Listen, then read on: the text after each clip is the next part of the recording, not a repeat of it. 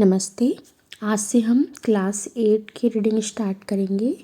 तो आज हम unit 1 the first Christmas present in the world के मीनिंग्स देखेंगे, जो आपके बुक में साइड में दिए गए होते हैं। स्टार्ट करते हैं। फर्स्ट, स्पॉटेड इन यानी saw it, found it, informal यानी इसे देखा, इसे पाया। अनौपचारिक, इनफॉर्मल यानी होता है अनौपचारिक। ओके। सेकंड, स्कॉच मार्क्स यानी कि burn marks in English, and Hindi में होगा जलने के निशान। वॉज गोइंग फॉर यानी वॉज सेलिंग फॉर, ये होगा इनफॉर्मल में। तो क्या होगा इसका मीनिंग? इतने में बिक रहा था। रिस्टोर, हियर रिपेयर यानी कि यहाँ मरम्मत करना। Vernier, a thin layer of plastic और डेकोरेटिव फूड और फर्नीचर ऑफ चीप वुड यानी सस्ते लकड़ी के फर्नीचर पर प्लास्टिक या सजावटी लकड़ी की पतली परत। Okay. Taken their toll on यानी डैमेज्ड यानी नुकसान पहुंचाया। स्टक फास्ट यानी कि सट टाइट, पूरी तरह बंद।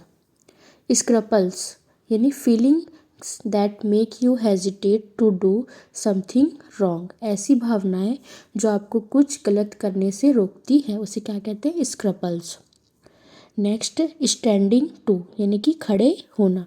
टेकिंग अ पोजीशन, पोजीशन लेना। ट्रेंचेस यानी खाइयों में। Long deep ditches in the ground where soldiers hide from the enemy यानी जमीन में लंबी गहरी खाइयाँ जहाँ सैनिक दुश्मन से छिपते हैं। फ्रिट्स, here a name for a German soldier. फ्रिट्स is a common German name यानी फ्रिट्स यहाँ एक जर्मन सैनिक का नाम। फ्रिट्स एक आम जर्मन नाम है। आप चैप्टर में पढ़ेंगे तो यहाँ पे एक कैरेक्टर का नेम है फ्रिट्स। ओके, तो ये एक जर्मन नेम है।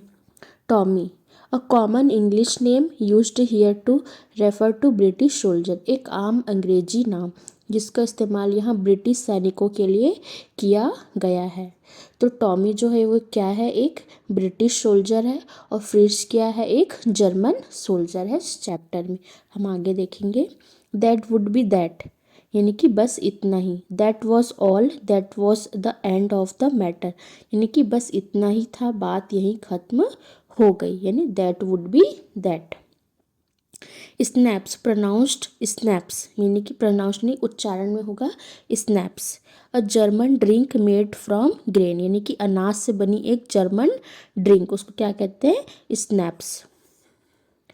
सेलो, a musical instrument like a large violin यानी कि एक म्यूजिकल इंस्ट्रूमेंट जो बड़े वायलिन जैसा होता है, उसे क्या कहते हैं? सेलो।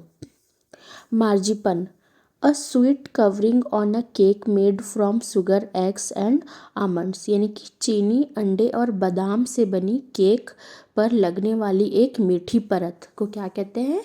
मार्जिपन। ओके। डग आउट यानी कि a shelter for soldiers made by digging a hole in the ground and covering it यानी कि जमीन में गड्ढा खोदकर और उसे ढककर सैनिकों के लिए बनाया गया एक आश्रय। मतलब सैनिकों के लिए बनाया गया एक आश्रय जो जमीन खोद कर बनाया जाता है, उसे क्या कहते हैं? Dugout. और मार्जिपन क्या है? चीनी, अंडे और बादाम से बनी केक पर लगने वाली एक मीठी परत। केक पर लगने वाली एक मीठी परत को कहते हैं मार्जिपन। ओके। और जमीन में गड्ढा खोदकर और उसे ढककर सैनिकों के लिए बनाया गया एक आश्रय क्या कहलाता है? Dugout. Next, burn out यानी कि डिस्ट्रॉयड बाय फायर यानी कि जलकर खाक, आग से नष्ट हो गया। बोर्डेड अप यानी कि लकड़ी के तख्तों से ढका हुआ। Covered with wooden boards, wooden है लकड़ी यानी लकड़ी के तख्तों से ढका हुआ। मडल हेडेड यानी कि उलझन में, कंफ्यूज्ड। ओके। लाइट अप यानी कि चमक उठा। Become bright with happiness, excitement यानी खुशी, उत्साह से चेहरा चमक उठा। सफस्ड विथ यानी कि भर गया। Glow of happiness spread all over her face, खुशी की चमक उसके पूरे चेहरे पर फैल गई। ओके। ये सारे मीनिंग आप अपने बुक में देख लीजिएगा, जहाँ आपको साइड में, बुक के साइड में लाइन से दिया गया होता है कॉलम में। Okay, thank you.